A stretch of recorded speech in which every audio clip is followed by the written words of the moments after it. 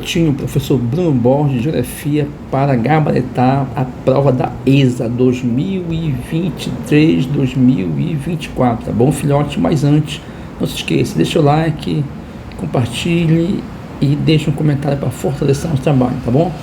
Primeira questão, tá? O relevo não é estático, mas dinâmico. O modelado da crosta sofre contínua transformação.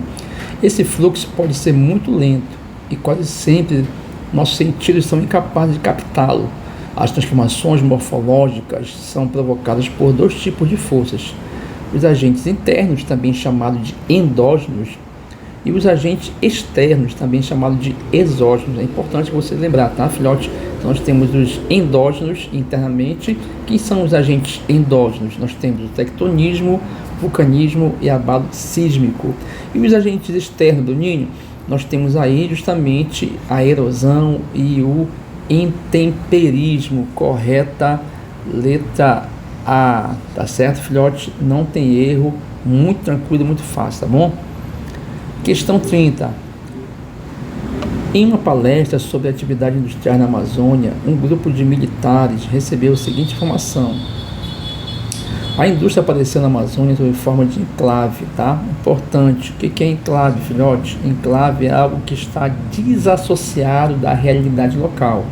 Então, você está falando aí de Amazônia, você pensa na floresta amazônica, e aí você está falando de uma atividade industrial, da chamada Zona Franca de Manaus, tá? Estabelecidos a partir de incentivos fiscais, tá? Importante também, na Zona Franca de Manaus, a instalação de fábricas, elas vão contar com incentivo fiscal, ou seja, não vão pagar imposto para estimular a produção nessa região, tá? A Zona Franca nasceu em 67 sob a supervisão da Superintendência da Zona Franca de Manaus, a SUFRAMA, que era para gerar o desenvolvimento econômico da região, tá? E tornou-se o mais importante enclave industrial da região, tá?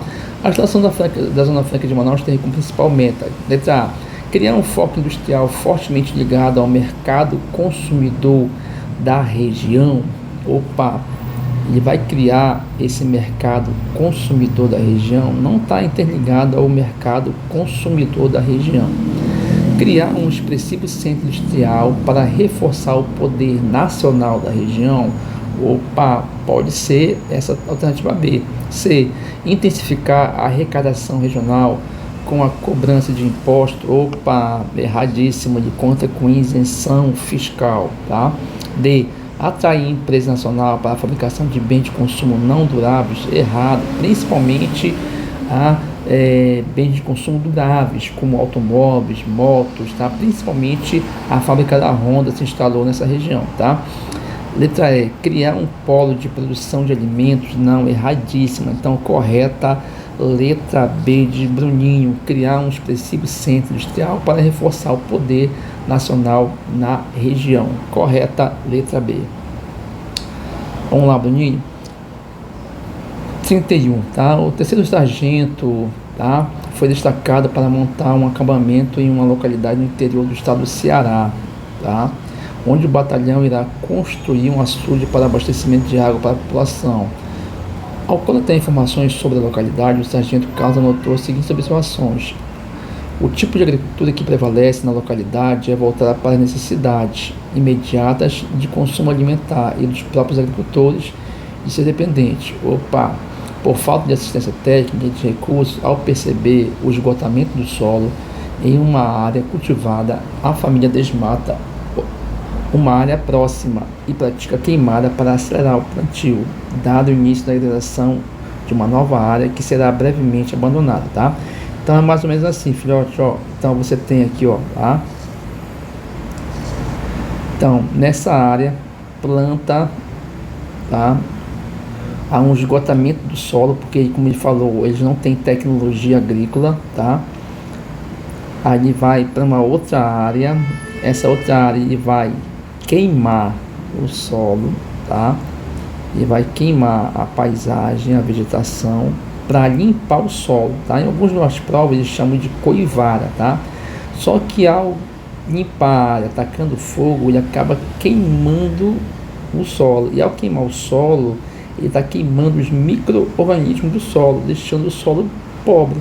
Então, uma tendência dele plantar esse solo também tem um esgotamento mais rápido. Aí ele vai para uma outra área, tá?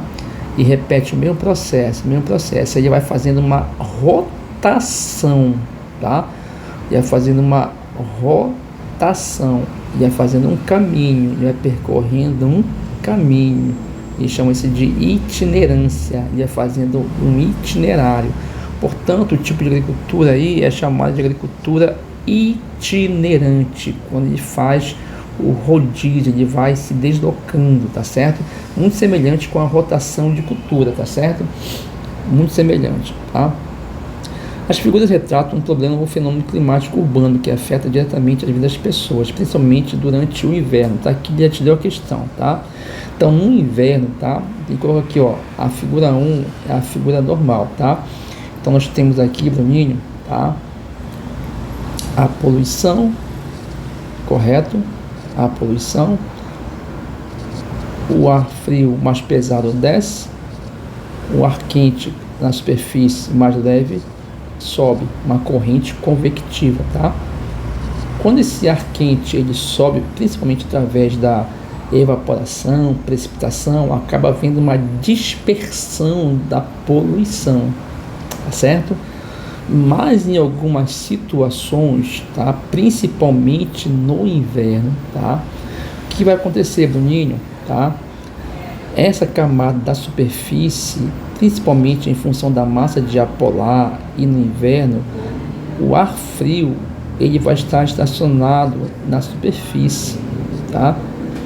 E o ar quente vai estar estacionado na camada mais superior, pelo menos temporariamente. Como o ar frio é mais pesado, ele não sobe, e o ar quente ele é mais leve, ele não desce, tá certo?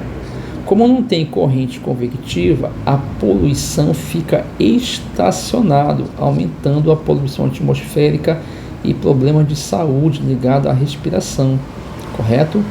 Conforme vai passando o dia, conforme vai aumentando a temperatura, esse ar frio da superfície vai esquentando e vai voltando o fenômeno normal, que é a circulação convectiva, tá? Então isso aí nós chamamos de inversão térmica, um fenômeno natural, tá? Vamos lá. Nessa questão 33, precisamos trabalhar com fuso horário, tá? E para trabalhar com fuso horário, eu queria te explicar a seguinte situação, tá? Então nós temos aqui o mapa do Brasil. É importante que você tenha em mente, tá, esse mapa do Brasil, que vai facilitar e vai te ajudar a você a entender como é que se dá no Brasil, tá? Então é importante você perceber que o Brasil ele tem 4 fusos horários, tá? Então ele tem o fuso de menos 2 horas, que aqui são as ilhas, tá? As ilhas de Fernando de Noronha, por exemplo, tá? Aqui nós temos o fuso de menos 3 horas, fuso de menos 4 horas e aqui o fuso de menos 5 horas, tá? Isso quer dizer então que o Brasil, tá, está atrasado a menos 2, menos 3, menos 4, menos 5, tá? Como o Brasil tem vários fusos horários, escolher então esse horário aqui de Brasília como fuso oficial de Brasília, que é o fuso de menos 3 horas, tá? Então o Brasil está atrasado em relação ao meridiano Greenwich, menos 3 horas, tá bom? Então falar aqui, um pilotão da Brigada Paraquedista irá realizar um salto na cidade do Rio Branco, no Acre, tá aqui. Então ele vai saltar aqui no Acre, tá? Que é o fuso de menos 5. Em comemoração o avião um salto na cidade do Rio Branco, tá? E aqui o avião conduzido pelo pelotão partiu da onde? Do Rio de Janeiro, tá? Então tá aqui o Rio de Janeiro, beleza? No fuso de menos 3. Então observa, do Rio de Janeiro para o Acre existe então uma diferença 5 menos 3, uma diferença de 2 horas de diferença, tá? Perfeito? Importante você estar atento a isso, tá? Lembrando também que quando você vai para leste, as horas vão aumentando. Quando você vai para oeste, as horas vão diminuindo, tá? Então o voo saiu 8 horas da manhã no horário de Brasília. E após 2 horas e meia de voo, fez uma escala de 2 horas em Brasília. Após 2 horas e meia de voo, então o voo saiu do Rio de Janeiro às 8 horas. Chegou em Brasília, tá? chegou em Brasília, perfeito, como durou 2 horas e meia o voo, chegou lá às 10h30, perfeito, tá? 10h30, então aqui ó, após 2 horas e meia de voo, tá? E fez uma escala de 2 horas em Brasília, permaneceu mais 2 horas em Brasília, portanto, mais 2 horas dá um total de 12h30 horas, tá? Vamos lá, para abastecimento e manutenção. Considerando-se o fuso horário brasileiro e que o tempo de voo de Brasília, lembrando que Brasília está no mesmo fuso do Rio de Janeiro, tá? Até o ponto onde ocorrerá o salto é de 3 horas e meia, tá? Então, de Brasília até o Acre durou o voo 3 horas e meia, tá? Então aqui eu tenho, tá? 3 horas e meia, tá ok? Totalizando aí a 3 horas e meia. Olha que lindo aí, Bruninho. Então 12, tá? Mais 3 dá 15, mais 60 minutos, que é 1 hora, dá 16 horas. Percebeu aí? Tá? 16 horas. Perfeito? Então 30 mais 30, 60 minutos, que é igual a 1 hora. 12 mais 13, 15, mais 1 hora, 16 horas. Tá certo? Então, Bruninho, vai chegar no Acre 16 horas? Não. Aí você tem que lembrar que de Brasília, do fuso de menos 3 horas até o Acre, existe uma diferença de 2 horas. Então, 16, eu vou de Brasília para o Acre, a hora diminui. 16 menos a 2 horas de diferença, ele vai chegar lá às 14 horas, letra E, tá certo? Questão trabalhosa. 34. Em uma pesquisa sobre aproveitamento econômico dos recursos naturais e as questões ambientais, um grupo de alunos da Escola Sargento de Armas levantou as seguintes informações, tá? No panorama global, o Brasil se distingue pela participação muito elevada das fontes renováveis na estrutura de oferta de energia. No Brasil, as fontes renováveis representam perto de 45% do consumo total, resultante de uma combinação de fatores naturais favoráveis e de políticas energéticas orientadas para fazer o uso eficiente dessas vantagens. A privilegiada posição brasileira descrita nas informações do texto é fruto de peso, tá, excepcional das seguintes fontes, tá? Então aqui, Bruninho, a energia nuclear não é renovável, correto? Gás de xisto também não é renovável, correto? Gás natural, combustíveis fósseis, tá certo? Carvão mineral também não é renovável.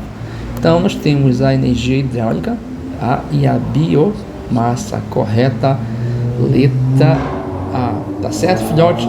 Espero que você tenha gostado. Até a próxima, um grande abraço.